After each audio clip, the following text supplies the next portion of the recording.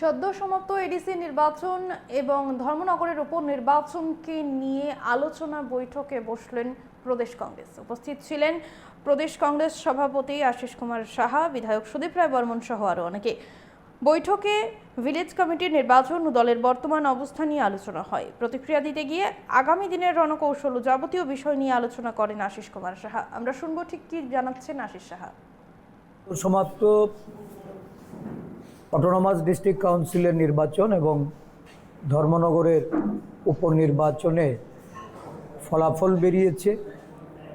দলীয় পর্যায়ে এই ফলাফল পর্যালোচনা ও এর উপর বিশ্লেষণ করে একটা নির্দিষ্ট রোডম্যাপ তৈরি করার লক্ষ্যে আমাদের সমস্ত যারা প্রতিদ্বন্দ্বিতায় ছিলেন উপনির্বাচন ও এডিসি আসনে যারা জাতীয় কংগ্রেস দলের প্রার্থী ছিলেন এবং আমাদের বিভিন্ন আসনে প্রভারী হিসাবে যারা নিযুক্ত ছিলেন তাদেরকে আমন্ত্রণ জানানো হয়েছে। প্রদেশ নেতৃত্ব তাদের সঙ্গে পর্যালোচনা করে আসন্ন ভিলেজ কাউন্সিল নির্বাচন সহ আগামী দিন সংগঠনকে শক্তিশালী করা, সমস্ত রাজ্য জুড়ে যে সাংগঠনিক দিক থেকে আমাদের দিন দিন যে সংগঠন বৃদ্ধি পাচ্ছে, সংগঠনের চেহারায় একটা গুণগত পরিবর্তন আসছে।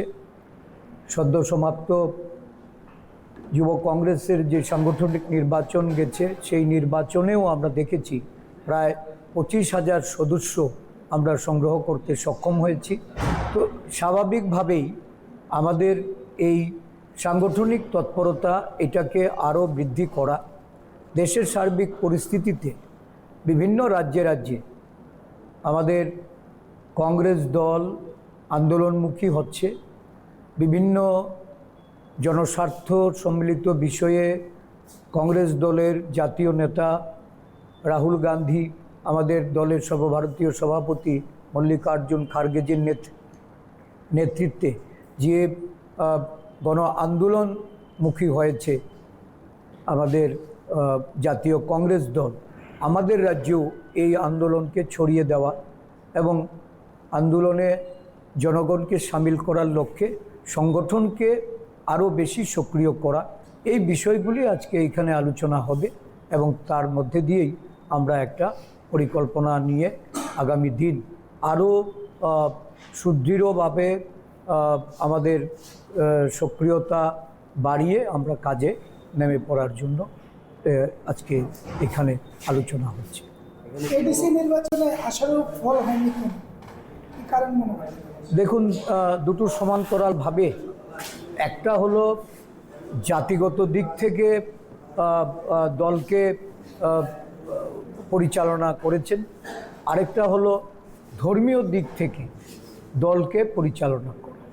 এই দুটো বিভাজন, এটা আমরা আগেও বলেছি যে এটা দিল্লি থেকেই সেট করা হয়েছে, রাজ্যে বাস্তবায়িত হয়েছে।